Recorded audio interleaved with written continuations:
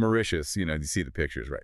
Stunning beaches, often called this big African success story. Yeah, absolutely. But if you peel back that layer, especially on who owns the actual land, Hmm.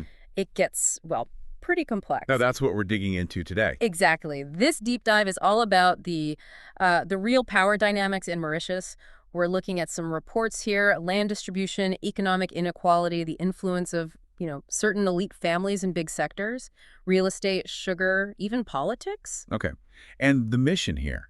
Really, it's to understand what's going on beneath that shiny surface narrative. Who holds the power, Right. fundamentally? Right. So this whole land ownership thing, where does it start historically? Oh, it goes way back. French colonial times. Huge chunks of land were granted, but mostly to European settlers. Oh, okay. So that created the Franco-Mauritian elite we hear about. Pretty much, yeah. They got the initial advantage. And then the sugar industry, which became massive under both the French and later the British, just cemented those patterns. Land ownership became very concentrated. And what about others? Like people freed from slavery or the indentured laborers who came later? Did they get a look in? Well, that's the crux of it. Their opportunities for land ownership were, frankly, very limited. Discriminatory practices were definitely a factor. So a real imbalance right from the start. Absolutely. You really have to grasp that history to understand the situation now. Okay, fast forward to today then. What's the current system? How is land owned now? You've got basically two main types: freehold, where you own it outright, and government leasehold. There's a land registry, the Registrar General's Department, which is meant to provide transparency. Meant to, so it's not fully transparent. Well, full online access, for example, isn't quite there yet. And what's really noticeable is that Franco-Mauritians still hold, significant amounts of land, especially agricultural lands. Still linked to sugar then. Very much so. The sugar industry itself has consolidated. You have these huge conglomerates now, like Alteo.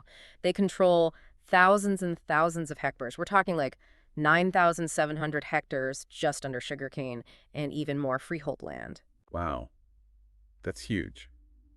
But it's not just sugar anymore, is it?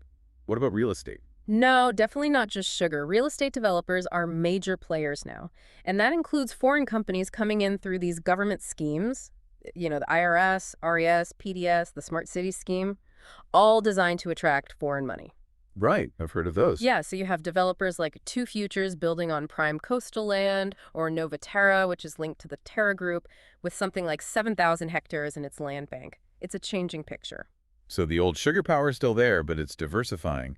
And real estate, especially foreign-linked, is booming. Exactly. Those big sugar companies like Alteo, Omnicane, SIT, Terra through Novaterra, they didn't just stick to sugar. They leveraged their land holdings to move into real estate, tourism, even energy production. Smart business, I suppose. But what does that do to land prices for, like, ordinary Mauritians? Well, that's a major question. This boom, particularly driven by foreign investment targeting luxury properties, has likely pushed up land prices overall. Affordability becomes a real issue for many locals. Okay, so economic power concentrated in land and these diversifying industries, does that translate into political clout?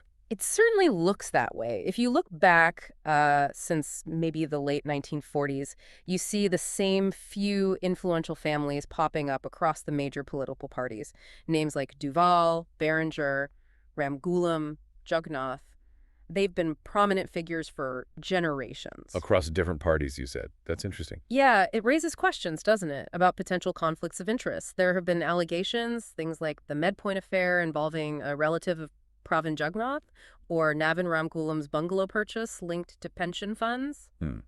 So the suggestion is these political connections could influence policies, maybe around land development or the sugar sector itself. That's the concern, yes. How those longstanding ties might help maintain the economic status quo for certain groups. Let's talk inequality then. What do the numbers actually show? Is Mauritius as equal as its success stories suggest? It's complicated. Compared to some other African countries, the Gini coefficient, which measures income inequality, is relatively low. There's always a but. Right. There was an upward trend in that Gini index for a while, though the latest figures show a slight dip. But wealth concentration is definitely there. In 2015, the top 1% held a pretty significant share of the wealth. And the social impact. You see it in things like slow progress for low-paid workers. And studies like one from the World Bank in 2019 pointed to disparities in earnings mobility, especially for women and workers with lower education levels. So, despite the overall progress, not everyone's benefiting equally. How do these elite groups, especially the historical Franco-Mauritian elite, keep their position? It seems to be a mix of things. Their established social networks are key. Who knows who. Historical advantages in education definitely play a part. Strategic business moves, obviously. And that initial land ownership is still foundational. Absolutely. It provides a massive ongoing economic base. Their relationship with the government can be, well, ambiguous sometimes, a bit of resentment, a bit of collaboration, but they've generally managed it effectively over time. So, boiling it down, what are the main tools of influence here? Control over land is fundamental. Then there's ownership in those key industries, sugar, real estate, finance. We haven't even touched much on finance. Right. There's also talk sometimes about things like round-tripping, money leaving and coming back, disguised as foreign investment, potentially as a way to protect wealth and gain influence. And don't underestimate the informal stuff.